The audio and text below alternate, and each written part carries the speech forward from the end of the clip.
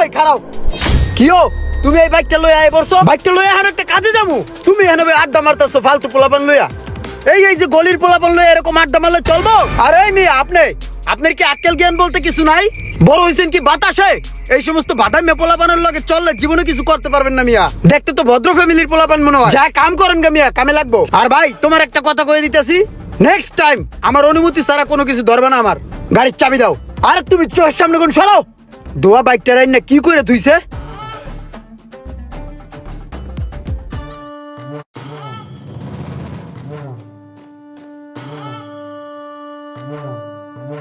কি ব্যাপার ভাই, তোমার মতিগতি কর্মকাণ্ড তো আমার ভালো ঠেকতেছে না।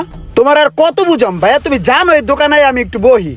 তুমি যদি এই জায়গায় বসে চা খাও তাহলে আমি কই যাবো? এরকমই যদি বলদামি করতে থাকো তাহলে কি আমার ইজ্জত সম্মান থাকে? তুমি খালি আকামের বেলায় আছো, কামের বেলায় একটা কামও করো না। খালি চা হান্দাইতে পারো আর মানুষ লয়ে আড্ডা মারতে পারো। তুমি আনতে ওড়ো, বাসা যাও। চা কয় টাকা হইছে? আর তোমার বিল দেওয়া লাগবে না, রাও। তোমার পকেটের যে টাকাটা দিবা ওটা তো আমারই টাকা, হিসাব মিলাইলে আমার পকেটের থেকে এই টাকাটা যাইবো। সরো এনতে সরো, আমি মাথাটা ঠান্ডা করি, এক কাপ চা খামো। আর পেটটা লয়ে লড়তে পারে না, যাও তো। ওই ভাই আপনি আবার ওঠেন নাকি? কাম নাই কাজ নেই, সারা দিন আড্ডা মারতে হয়। ওই আমার এক কাপ চা দে। আর এগারো কয় টাকা হইছে? এখন হইছে 40 টাকা, আগের রইছে 150 টাকা। আল্লাহ রে আল্লাহ, এডিতে খাইতেও পারে, কি পরিমাণে যে চা কিনতে পারে আল্লাহই জানে। আরে বেটা 150 টাকা ইনকাম করে দেখছো? স্পুটকি ফাটে জায়গায় 150 টাকা ইনকাম করতে লিগা।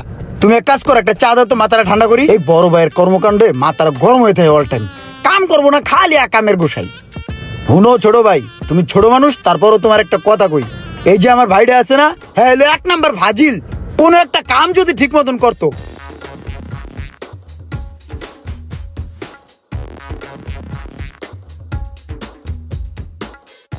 ওই দেখ ইমরানে বড় ভাই যাইতাছে বাদাই মিয়া।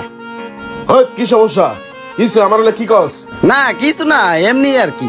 আমরা আর কি কম, আপনার ভাই তো মানুষের কাছে কয়ে কয়ে বেড়ায়। হ্যাঁ কয় মানুষের কাছে কয়ে কয়ে বেড়ায়, খাওয়া দাওয়া কাম নাই, চুপ থাকবি রাস্তাঘাটে। ছোট ভাইটা কোনো কাম করলো? রাস্তাঘাটের এমন কোনো মানুষ নাই যার কাছে কয় নাই। আমি আর এই বাসায় থাকবো না। হে ভাই, আমার বড় ভাইরে দেখছিলেন? 2-3 দিন ধরে বাসায় আইতেছে না। আমিও তো 2 দিন ধরে দেখি না। তাহলে গেল কোথায় কোন? তো আমি কোথায় খুঁজবো এখন?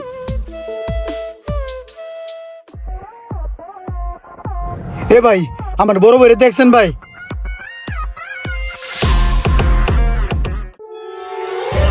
ভাইয়া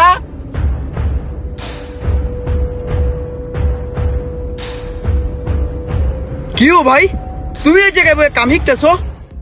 তুমি আজাইরা উল্টা পাল্টা কাম করো, হেডে ঠিক আছে। আমি ছোট ভাই তোমার 2-1টা কথা কইছি, এটা তোমার দিলে লাগতে পারে, এটাই স্বাভাবিক। এর লিগে তুমি এমনি উদা হয়ে যাবে গা। এলাকার চিপা চাপা কোনো জায়গায় আমি তোমার খুঁজা বাতরাই নাই কা। তুমি নাকি এই মিজানের এনে হাতিরপুল শাখায় কি ভাঙ্গা মোবাইল ঠিক করতে আইছো? হ্যাঁ আমার ধরে লইছে যে হাতিরপুল শাখার মধ্যে তোমার এইটা চল্লি বললি কাম করা লাগে। তুমি চলো বাসায় চলো, তুমি থাকলেই ভাল লাগে, উড়ো। না আমি আর বাসায় যাবো না, 2 মাসের আগে। কি কও ভাই তুমি এগুলা? তুমি তো পড়ালেখা জানো না, পড়বা বিপদে কোনো কাম কাজও করতে না। রাস্তায় থাকবা নি, কই থাকো তুমি, কই খাও? চলো বাসায়। এই জায়গায় আমি মোবাইল সার্ভিসিং এর কাজ শিখতে আইছি। আর এই জায়গায় কাজ শিখতে হইলে শিক্ষাগত কোনো যোগ্যতা লাগে না। তুই আমার এলাকায় যে বদনাম ছড়াইছস, মানুষ আমার দেখলে কানে কানে কথা কয়। আর তুই যে কইলি থাকমু, কই রাস্তাঘাটে থাকমু নি? রাস্তাঘাটে না, এই জায়গায় আমি মোবাইল সার্ভিসিং শেখার লেগে 2 মাসের লেগে ভর্তি হইছি। তাদের এখানে সুন্দর থাকা খাওয়ারও সুযোগ সুবিধা আছে। আর আমার যখন 2 মাসের কোর্সটা কমপ্লিট হইব, তখন আমার হেরা 3টা সার্টিফিকেট দিব। এই সার্টিফিকেট দিয়ে আমি যে কোনো জায়গায় চাকরিও করতে পারবো, চাইলে বিদেশে যাও চাকরি করতে পারবো।